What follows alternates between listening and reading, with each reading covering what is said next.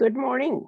It's Carrie Strathy from the Lifelong Learning Center, and I would like to welcome everyone to the Indigenous History Month celebration presentation that we are about to have. Our powwow dancers were having a bit of a technical issue, so we've just resent them the link and hopefully they will be with us soon. But since we're waiting for that, I'll just give you a bit of an overview of what we're doing for the month of June, which is Indigenous History Month. And I would also like to acknowledge that we are on Treaty 4 territory.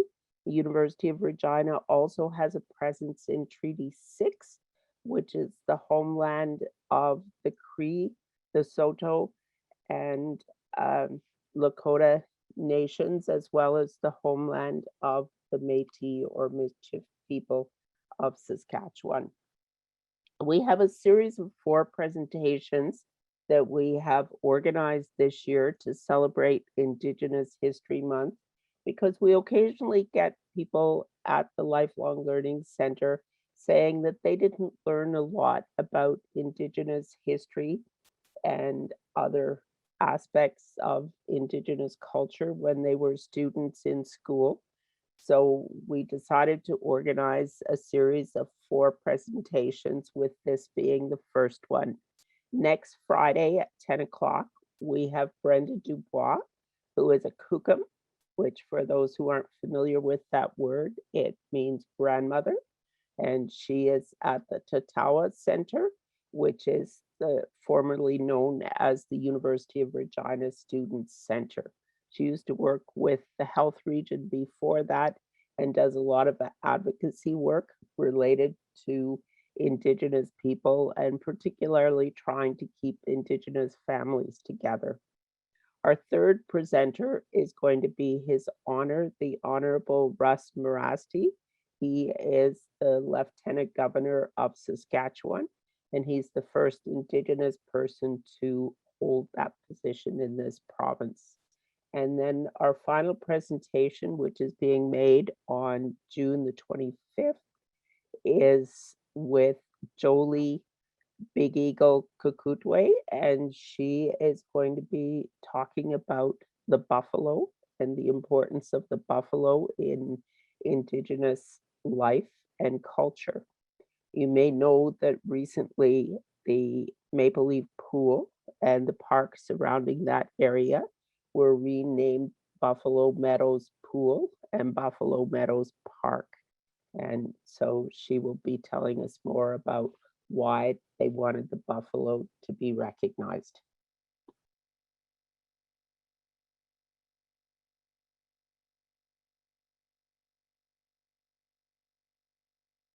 So Hertha, were you able to get Irene on?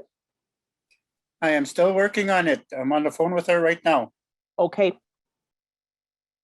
Sorry about that. Does anyone have any questions?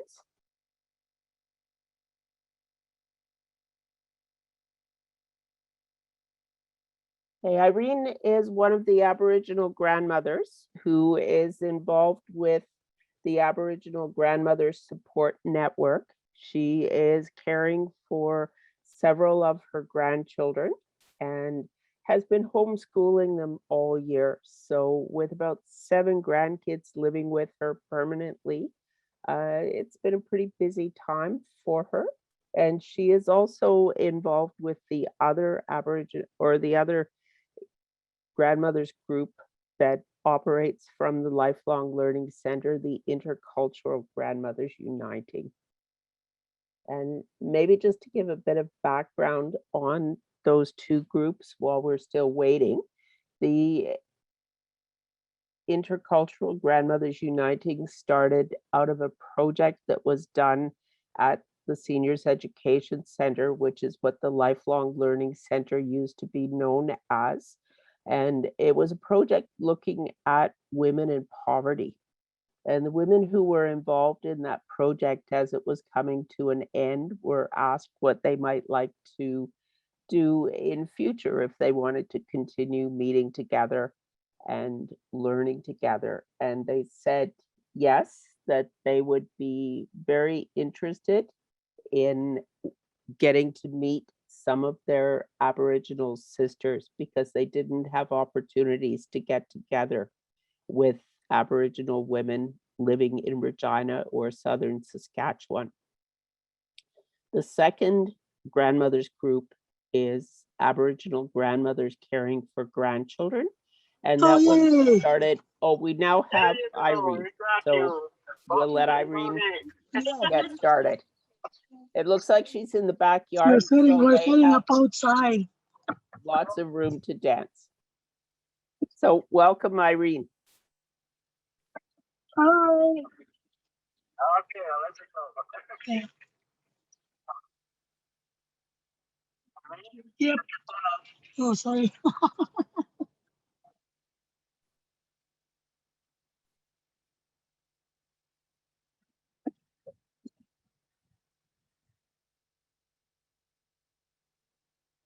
Can you guys hear me? Yes, we can hear you. Can you hear me? Yeah, we can hear you. We can see you. You're good.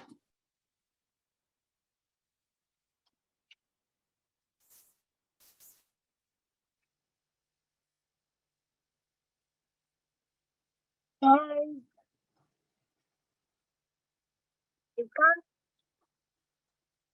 Hello. Yeah. All right. So today we're sorry. What do you call that? Allergies. And I can't say anything. My voice. I slowly lose my voice. You don't know why. But we're gonna do a demo powwow. We're using let's see here.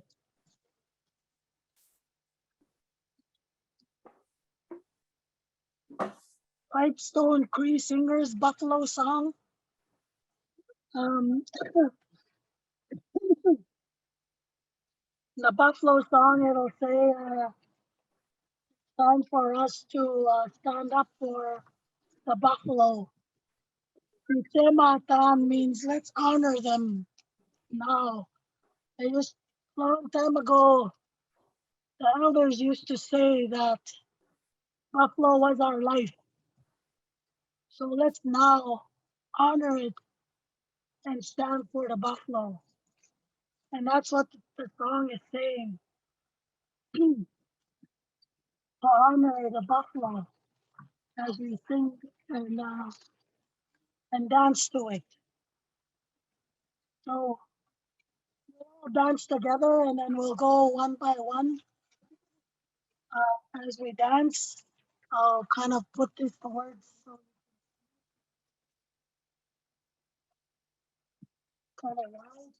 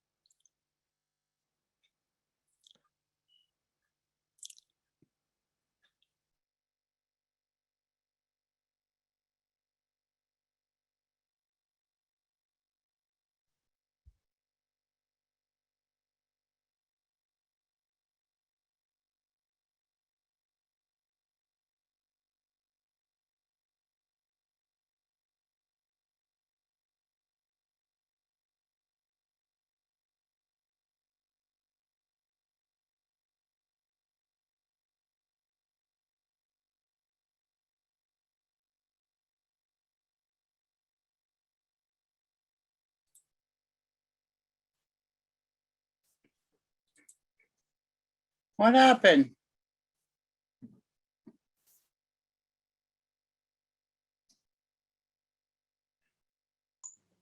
Hi, Herta. I think Irene has to unmute herself. She's mute. We can't hear the music. Okay, I'll give her a call again. Yes, please. Thank you. You can't see her either. You can't see her? Okay, I think her device fell over, so the camera's on the table.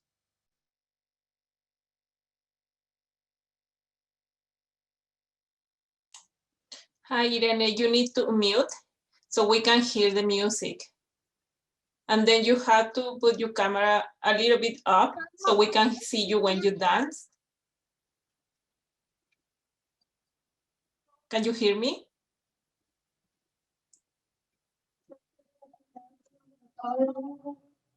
okay.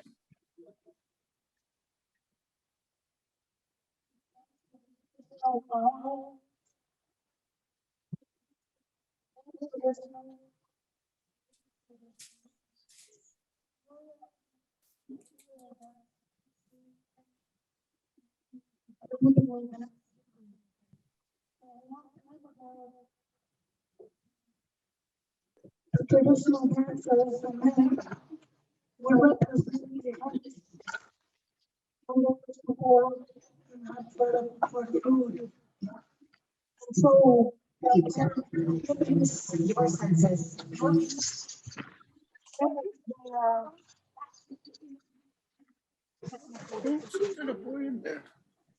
Okay, if you want to set your view to be speaker view, that will give you a large picture of Irene and just little pictures of other people across your screen or along the side, and then you'll get a better view of the dancers.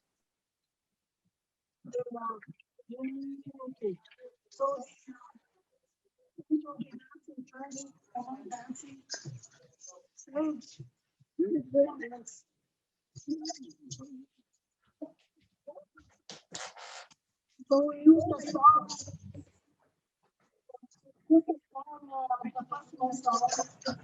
It represents the one of the animals that is traditional and so that's what I'm using. So the song.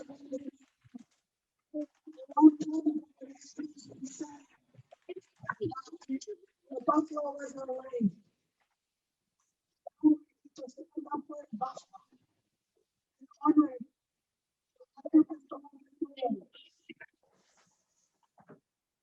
Okay, if you put your mouse on the box that says Irene, which is the one that should be highlighted, you'll see 3 dots on the right side. If you click on those 3 dots, it will give you the option to pin. And if you do that, that will also give you the large screen with Irene.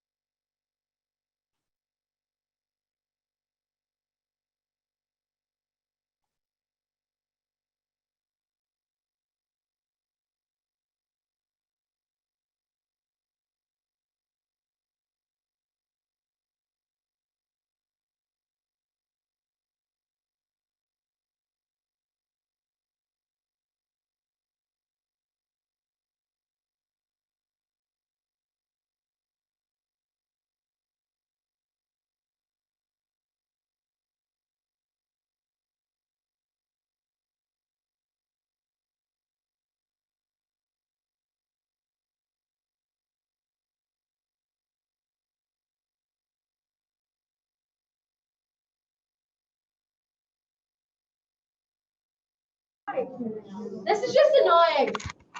There's still no sound. Yeah, I don't know if anybody can hear me, but there's still no sound. No.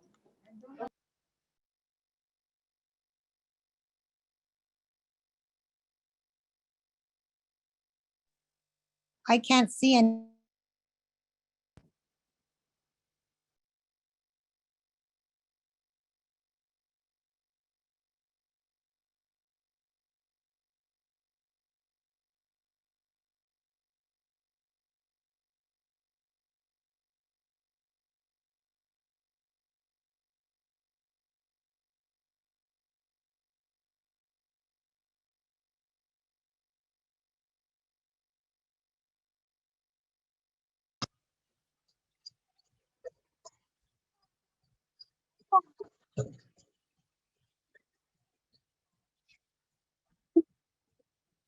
Excuse me, Irene. I don't hear the song on the.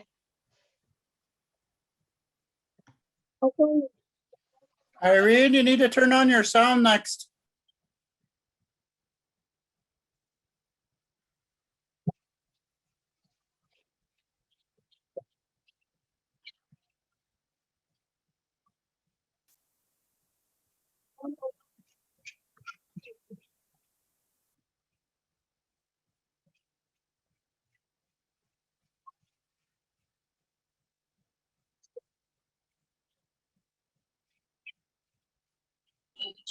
These things that in 2020 we were supposed to be having these type of conversations.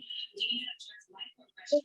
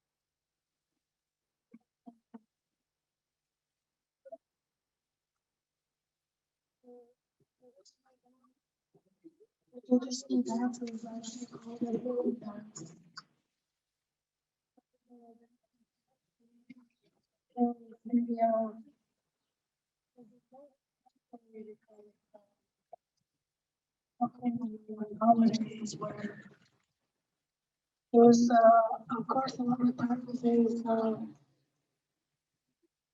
something to do for fun.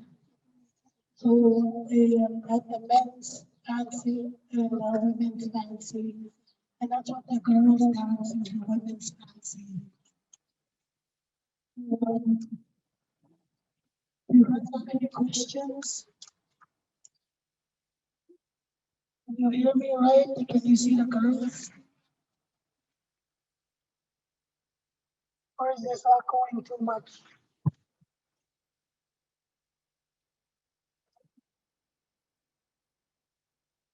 Hello? I'm mute, I can't hear you.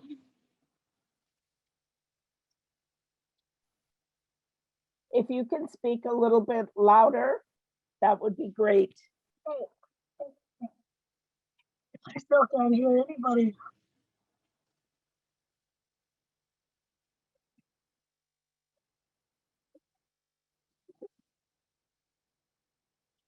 No, I can't even hear you, Terry. Mhm. Oh, there we go. We can hear you now, Irene. We can hear you. Can you Okay, speak yeah. again?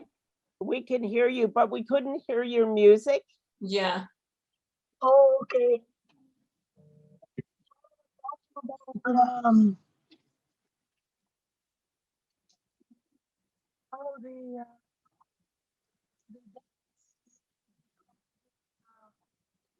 animal dance.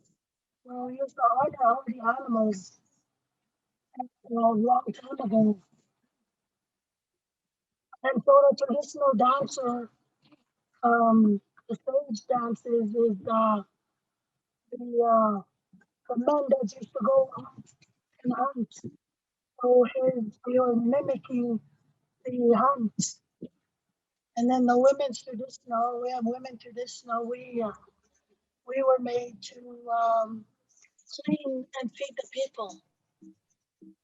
I don't know if you heard me when I said about the buffalo song that we use. It's saying that long time ago the elders used to say that the buffalo was our life. And so now we as people need to honor the buffalo. So that's what the song, and it's from Pipestone Cree, sing that song. And the girls and I was saying about the jingle dress, Brandy,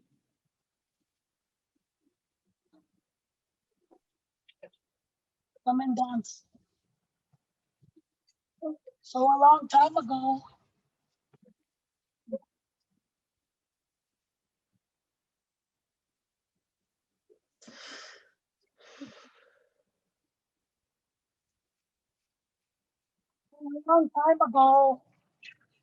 there was a father and sick. I didn't know what to do. And so they turned around and I told the jingle dress dancer, and him, the sick. So it's for power. Like, If you can get closer to the computer, Irene, we can hear you better. so the jingle dress is more a healing song, the healing dance. Then a long time ago,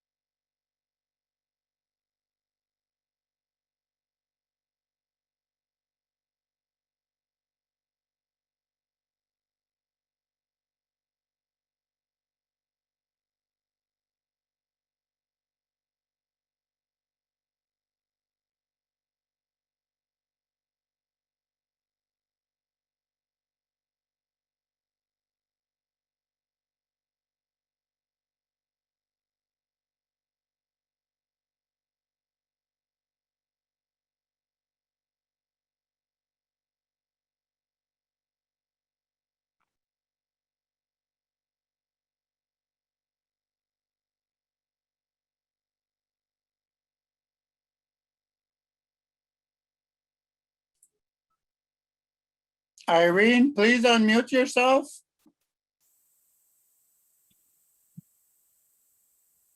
And the girls dancing. So this is the contemporary dance. And so in fun and exercise, this was brought out for people for enjoyment. So enjoying the colorful regalia and dance. Make a girl dance to dance.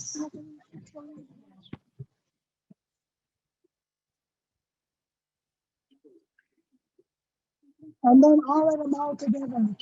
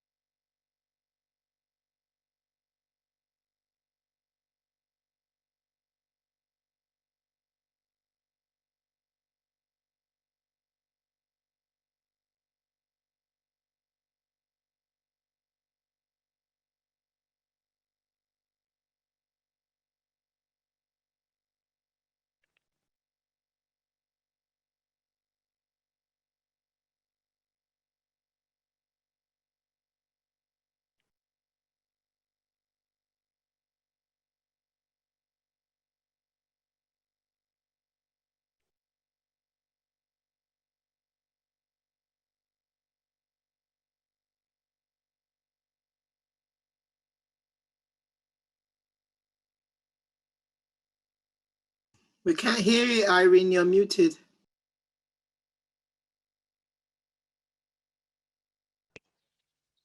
So a lot of times when people are dancing, or the dancers will put represent.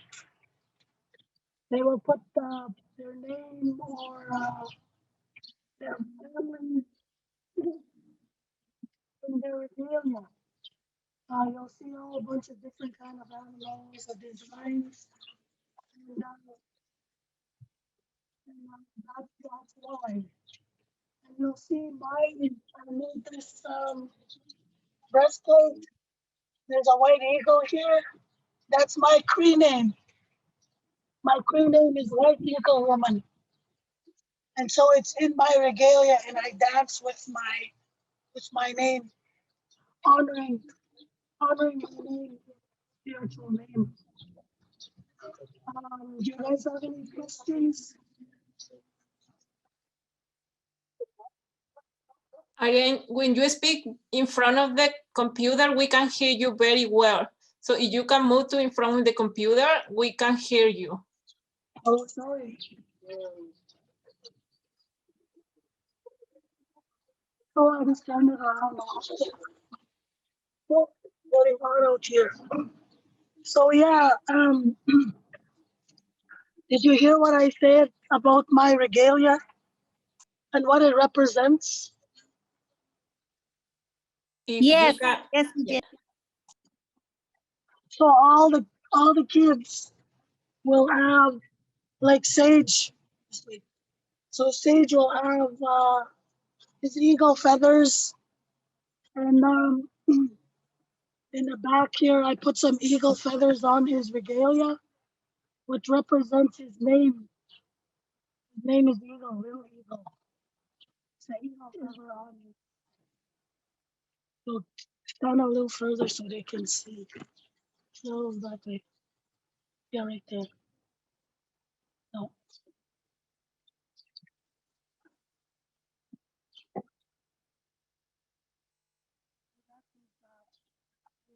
Feathers and whatnot. So I just made this.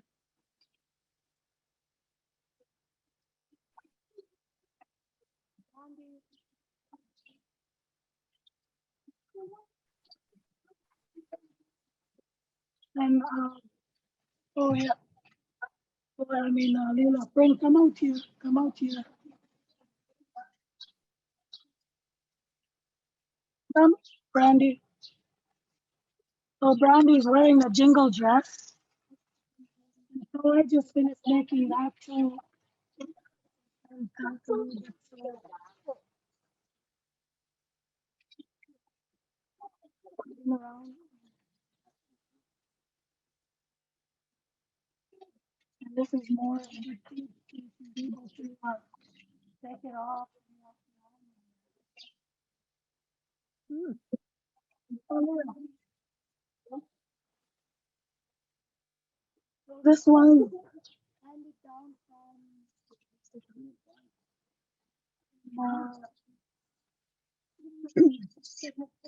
Jade. I used to wear this.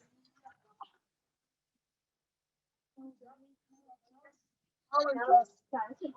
She outgrew it. Uh,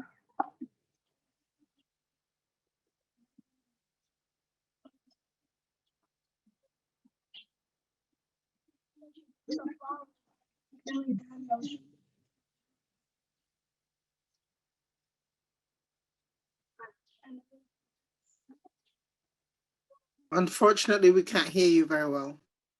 Can't hear you, Irene. You have to move yourself in front of the computer just like that. And then when you speak, we can hear you very well. Okay, I was just showing you guys the regalia part. So, can you hear me? Yes. Um, so a long time ago, when I first moved here, 10 years ago almost, I met an old lady. Her name was the late Lily Daniels. And she used to do, I used to call it Powwow, Rainbow Troop, where she used to teach the young ones how to dance and teach the parents how to make regalias. So this is where our start was when we first moved here. So she handed me a full regalia one day. In our culture, that's life giving. Just like she gave me that life back. We lost it when we were young. So she gave that life back to us and to me, and now I give it back to my grandkids. Um, Sage and Brandy, I just finished making Sage's regalia and Brandy's past couple of weeks here. So, have any questions?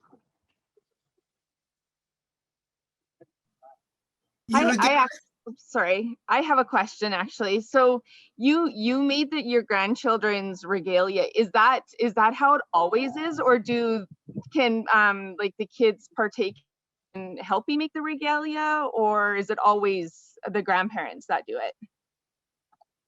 Well, once you start learning how, like I think last year was my first time I ever made a jingle dress. So this is my third one I made so far. So we're still kind of beginning, And I do get her to help me put the cones on. Brandy,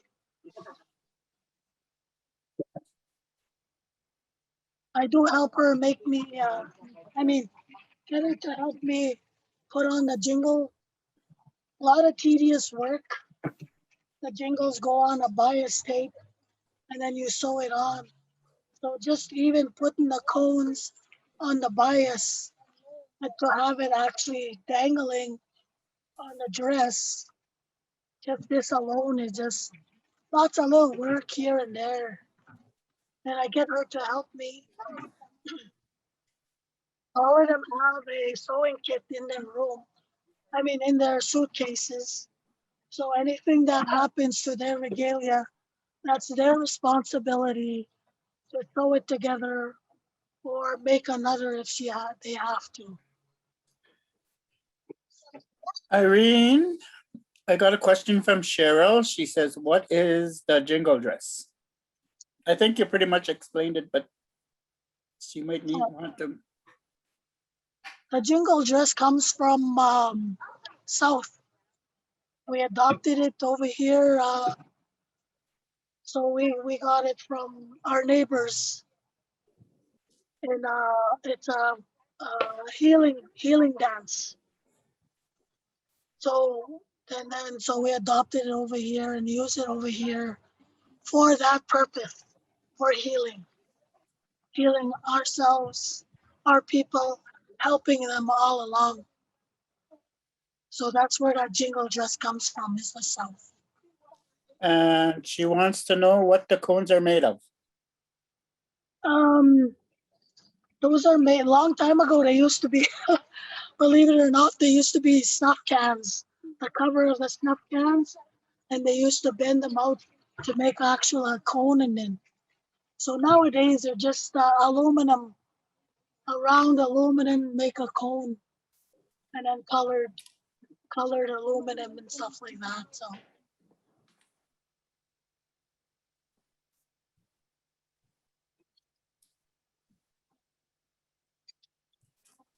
Okay, that's all the questions I got on here.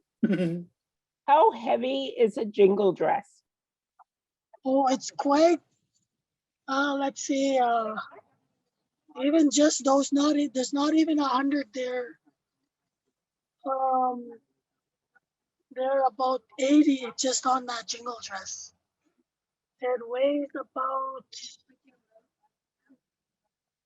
3 pounds maybe. Mhm. So the more cones it has, it gets heavier. So kind of don't put too much, but then, to have that actual jingle noise and whatnot, they say a lot of women, some women put really lots in their jingle outfit, right, regalia. So yeah, it gets pretty heavy. It's just like the traditional dance. They're all fully beaded, some of them. And could you imagine carrying 10 pounds and dancing to a whole song in that traditional outfit or regalia?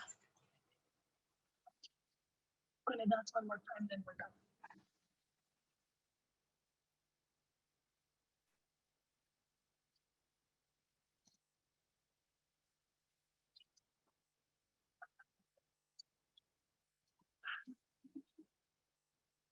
Okay, I got another question for you.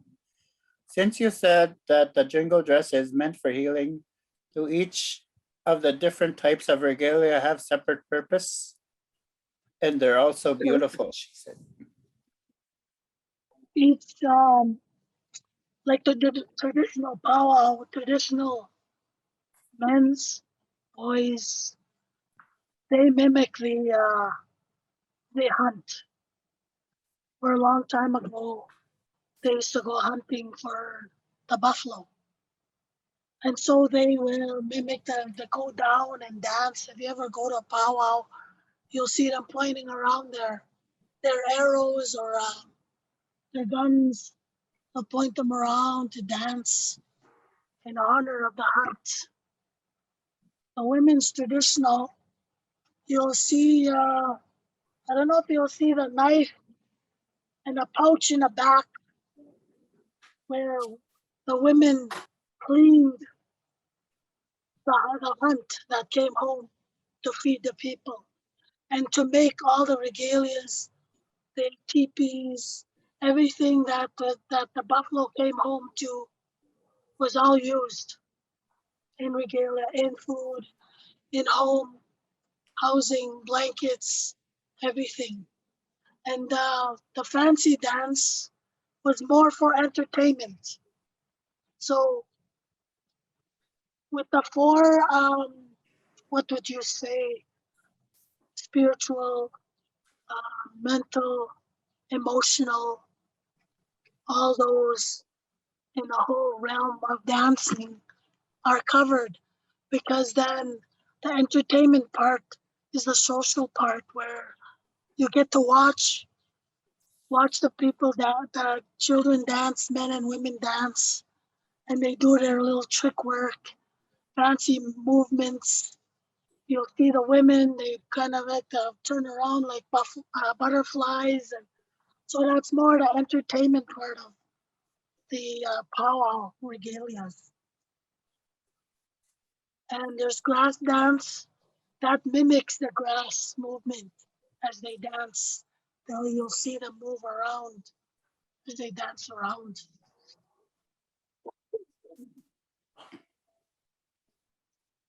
So is the chicken dance also. The chicken dance mimics the actual chicken, prairie chicken.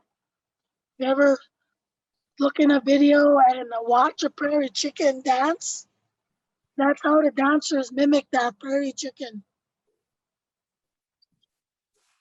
honoring the animals in the dance. Hopefully I got them all.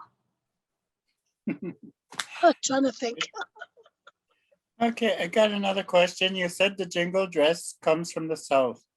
Where do you mean? Southern Canada or US or farther south than either of those?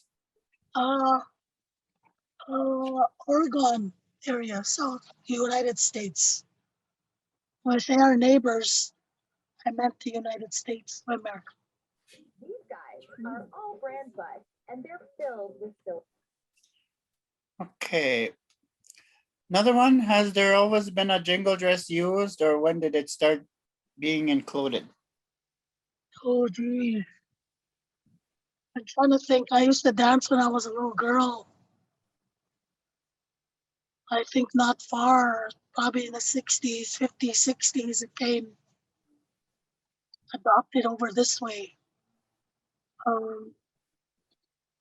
Like anything else we share, First Nations community, we share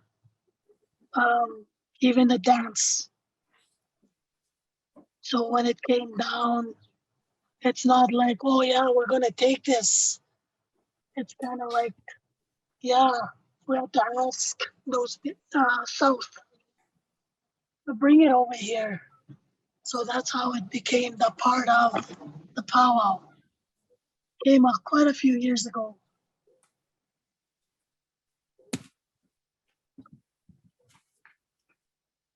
Okay.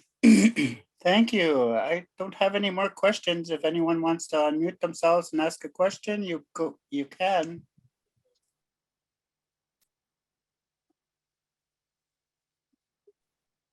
Hi, Irene. Generally, how long does it take from start to finish to make the regalia? And are the colors chosen by the individual or do they have representations of certain things? So I mentioned earlier that the girls in making the regalias, the girls pick the colors. I go get how many different prints. And so they decide, okay, I want this one, so let's make it. But as they grow older, they will start putting their family in there, the names, like my name and my Cree name is a White Eagle woman. So I've adopted my there's a white eagle in my breastplate. So as they get older, they will start making their own regalia and start representing themselves in that way, in their color. Also, when they're given a name, in some areas they will give them a color. And so that color is what carries them with. Like I was given, I think with my name, I was given the white color. So I try to keep that white as much as I can on me. So to represent me as my name, in my First Nations name. Thank you. Okay, I got another one. Do you have anything to comment about hoop dance? Hoop dancing is, hoop dancing would be one of the entertainment ones that I talk about with the fancy dance. So the hoop dance also, as they're making the animals, the earth, they'll do the earth, they'll do the animals, they'll do the eagle, they'll do horse. So they're how do you say, honoring the animal also in their hoop dancing. And you'll see the different kind of shapes that they make as they're dancing, honoring the dance as they go along. And at the end, they will honor the earth. You'll see them lift up the circle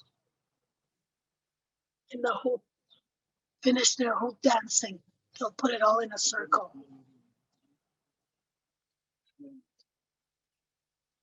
Also is for entertainment.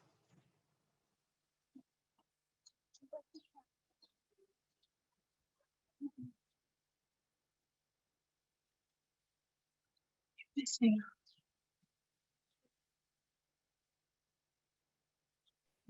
With the girls' shawls, how are they made? Are they, I couldn't see it close up. Is it embroidered or the flower design and the other design sewn onto the, big piece of fabric? Yeah, it's applique. Okay. Aaliyah, I'll bring you a shawl. So Jolie Big Eagle helped me make.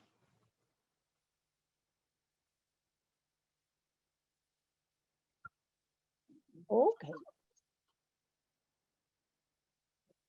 Jada wanted to keep the floral color. Mm-hmm. So Jolie helped me make, and I'll put a ribbon on there to make it all fancy at the end. So she made the shawl and the dress, and I made the rest. I made the cape, the leggings, and all those. A lot of women will make beaded, everything beaded. We haven't get there yet, but we'll slowly make it there. Fully beaded. So to make the beaded breastplate that you're wearing, how long would that have taken you to make? Took me, I think, a good month. Right in my once again, Jolie Big Eagle used she did some classes at Mama Witutan, and I joined a couple of classes. And when they showed us how to make them, I right away put my eagle on there. So I made my design on there. They just helped me how to put it together. Right. So it's my first women's breastplate. I've made boys, but never, this is my first one. So there's a lot of firsts for me, because a long time ago, when I said we used to dance, somebody stole all our regalia when we were young, probably 7, 8. After that, all of us didn't dance. All my siblings, we didn't go back in a circle after we lost all our regalias.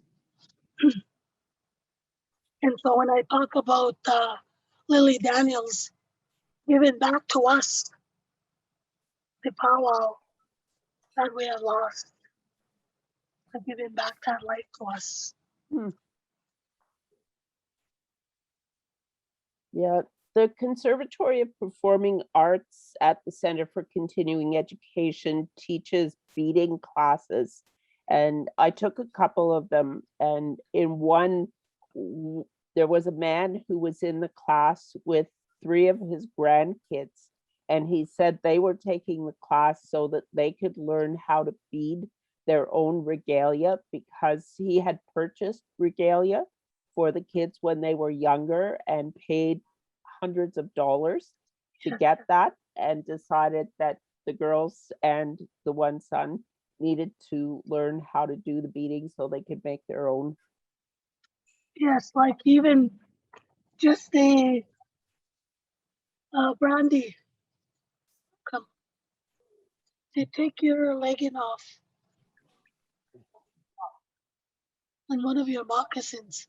So they do all just on what I did for Brandy. That alone would have cost me, if I went to go purchase it, probably $1,000. Just that. No beadwork. If it was any beadwork, it would have went into thousands. Because a lot of beadwork.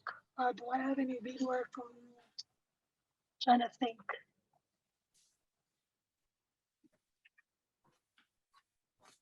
So I just made the material, moccasin. Okay. That same material, I made her dress. I made her moccasins. But then that would have been all beaded, right? All beaded. And the soles of the moccasins, is that suede No, that's leather. or leather? Yeah. I kept at least a little bit of that. And then same thing with her legging. It's all the material. Mm-hmm. So it took me a couple days. But all the little work that has to go in there. The cape for jingles. So yeah, lots of work goes into making the regalias. And I don't know if you've seen my cape, my traditional cape. That's all material also. I mean, graduate to the step of fully beat it yet, but it's a lot of work. Tell you, lots of work. So yeah, that's lots of money too. So is there a place in Regina where you can get those beautiful fabrics, or do you have to get them from somewhere else? I go when I go to Calgary. I go over there, or Becky's, Fort Capel. Becky's. No, I can't remember. Becky's something. It's just called Becky's. Okay, yeah. Becky's How in does Fort that Capel. something Yeah. yeah. So that's where I got. And just a 1 meter is $20. So you can imagine when somebody sells something, now that I bought and purchased, stuff, through all making sages and brandies. I don't know how much I spent. I didn't calculate it, but just that $20 a meter just for that. Mhm. And then that doesn't go to the sewing, the fringe, every jingles. They're like $40 for 100 jingles. So yeah, every little thing costs. So when I'm doing them, now that I finished, I can imagine now why they would be that much because of all the work that goes into and the cost of the material has gotten really expensive.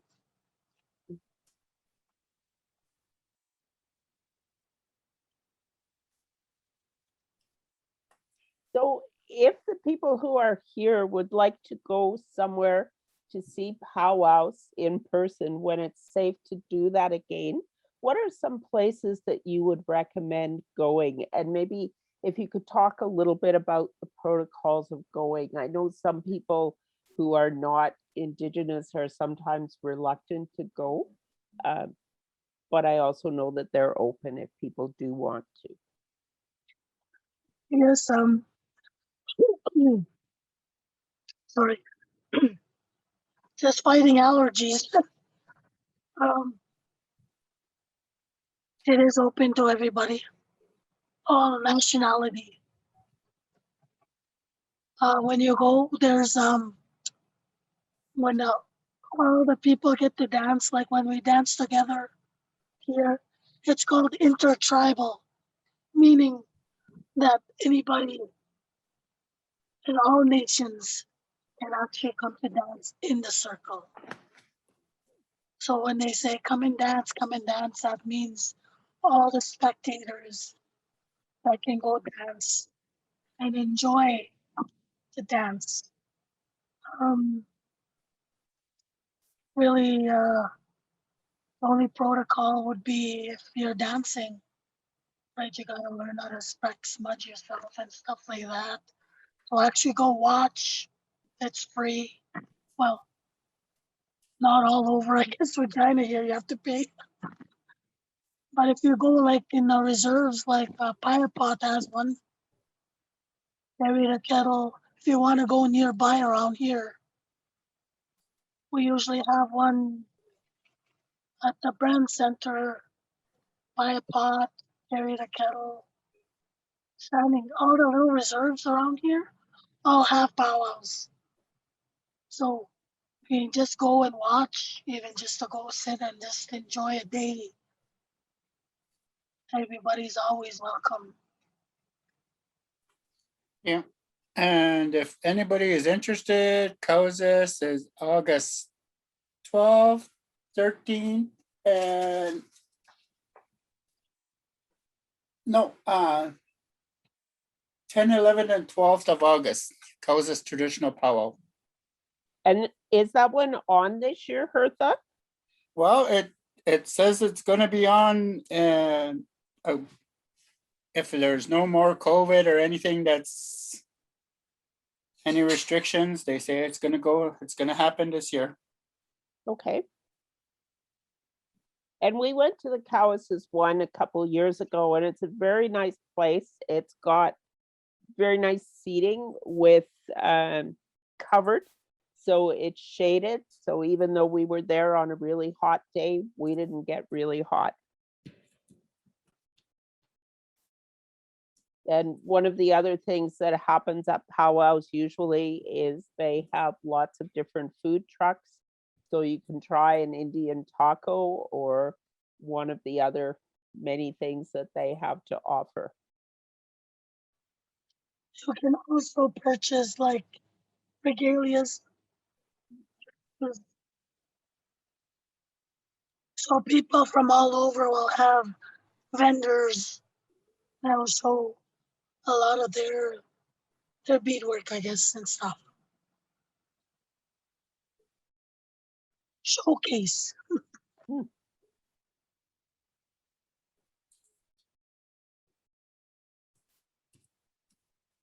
Oh, there is a question from Jody, and maybe Hertha knows the answer to that one. Is there a website that would list the dates and locations for powwows that are happening? There you go, powwows.com.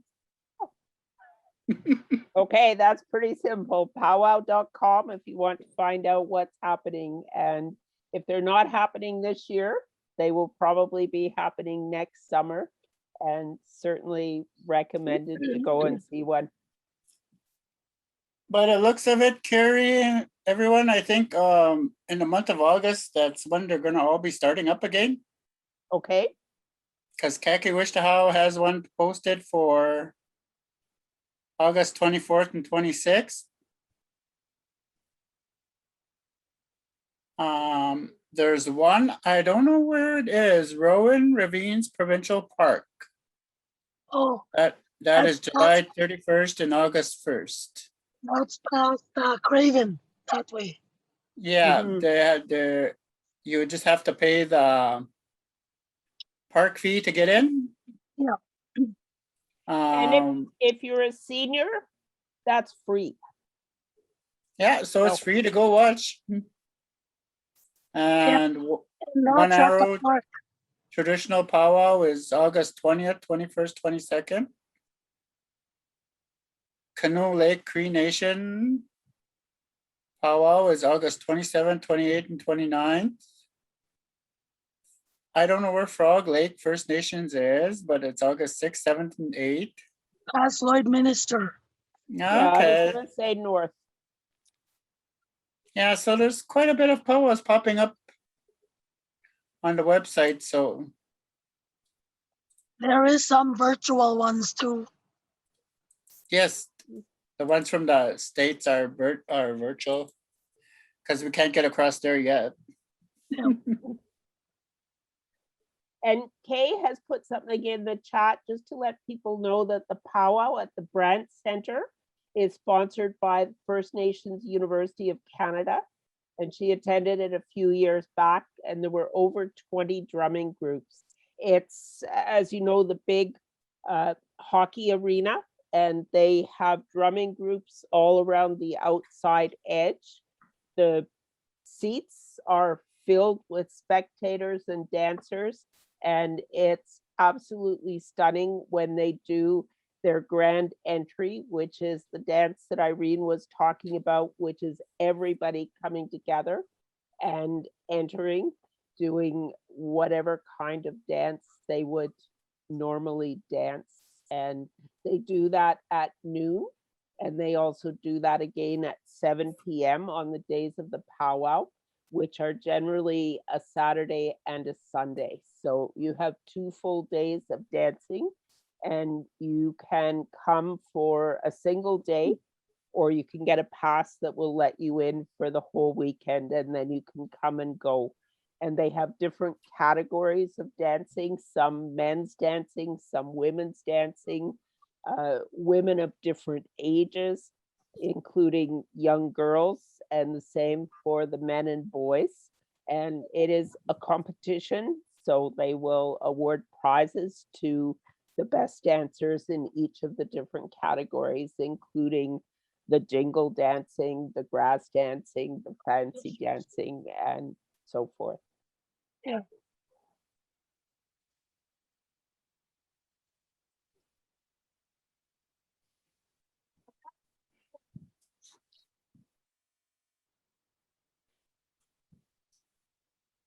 Are there other questions for Irene or someone else who is here?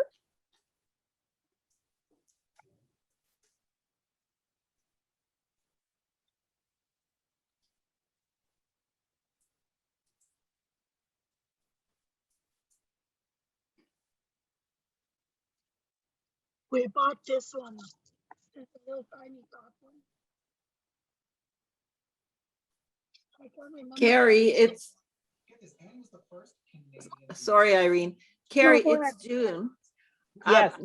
Just wondering, in the time before beads were commercially available, what was used for beads, Irene? Bones. Oh, of course. Thank you. Quills, porcupine quills. Yeah. All the animal, porcupine hair, horse hair. Yeah, that's, I think what they refer to as tufting, the one with the hair. Yeah. So it's like beading, only it stands up from your traditional hide or whatever fabric you're using.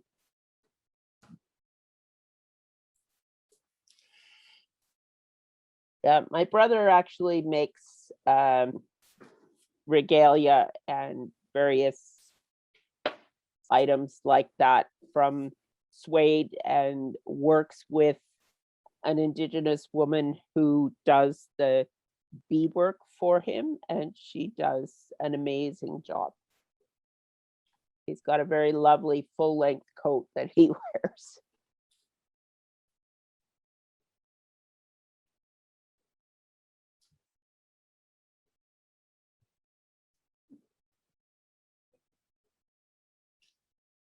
You're mute again, Irene. Irene, we can't hear you. This is porcupine. Ah, So does the boys wear when they're dancing.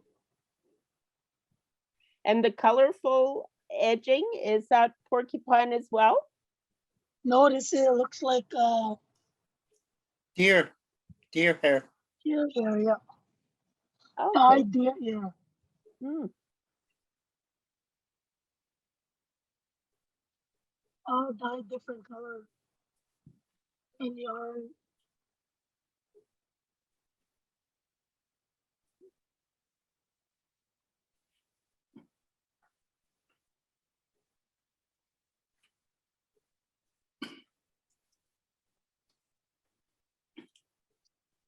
Okay, and Kay has put another chat in to say that the Royal Saskatchewan Museum has displays of beaded work, some of which features the porcupine quills.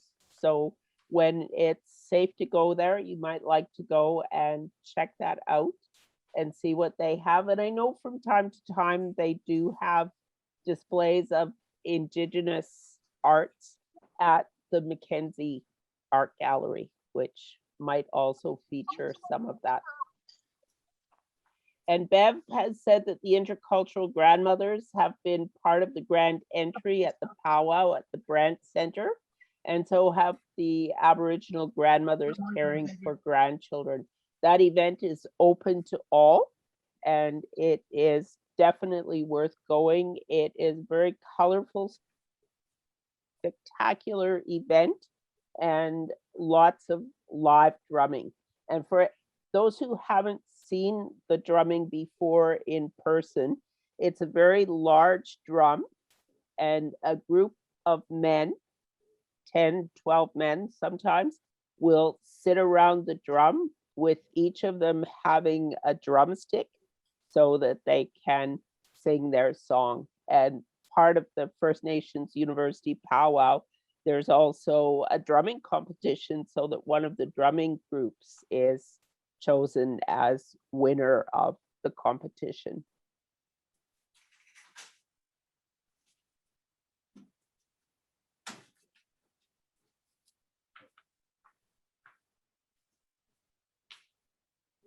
And if there are people who are interested in going to a powwow, we won't be able to organize a group session to go this summer, but we could potentially look at one next summer and either rent a bus and charge people a small fee to cover the cost for that, or have people drive on their own and potentially take others who might not have vehicles so that we could go as a group. So maybe Cowessess or Piapot or one of the other nearby reserves in the summer of 2022.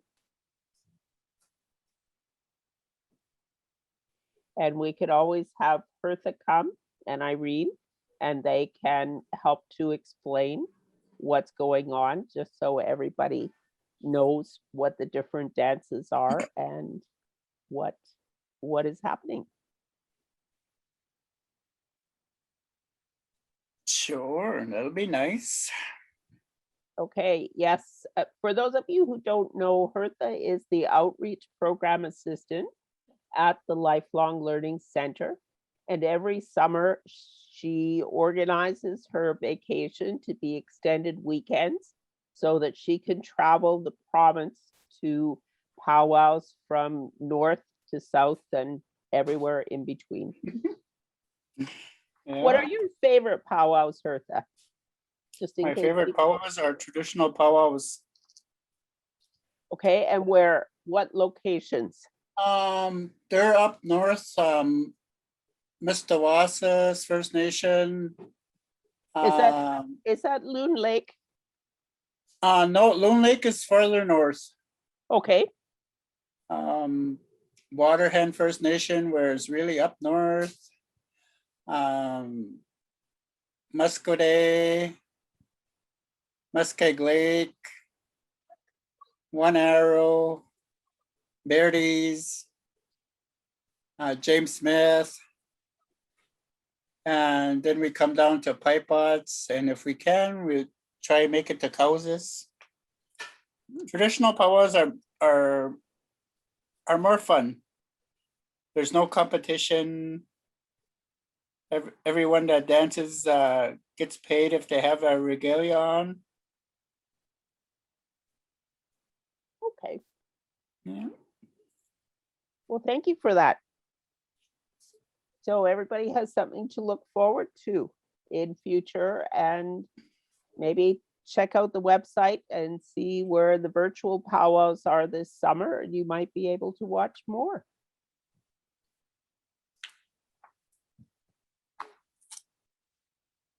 So are there any last comments or questions before we wrap up?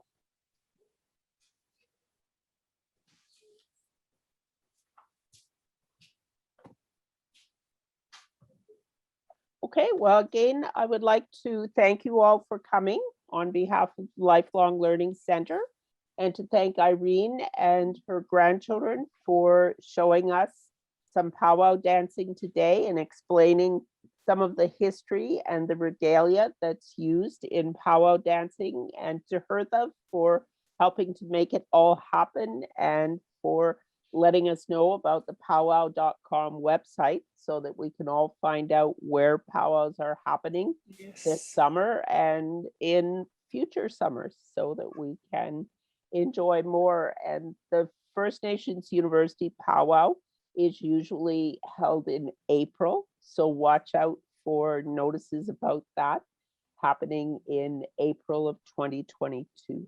That was the first powwow that I ever went to. It was because I knew someone at First Nations University and had just recently moved back to Regina, and it turns out it was probably only about the second year that they had had the powwow. And it was an absolutely amazing event taking place at the Brant Center. And you got to see lots of dancers in their very colorful regalia doing all kinds of different dances. And of course, as Irene said, the marketplace is always a highlight at these events. First Nations University one in particular, you'll be able to buy jewelry, regalia. Sometimes I think they sell fabric and many of the other household items that you're now seeing with Indigenous designs on them, like coffee mugs, notebooks, and tea towels, and a variety of other items. So definitely a fun place to go. And yes, we do hope to see everyone next week for the session with Brenda Dubois, sharing some traditional stories. So thanks again to everyone for coming, and we'll see you then.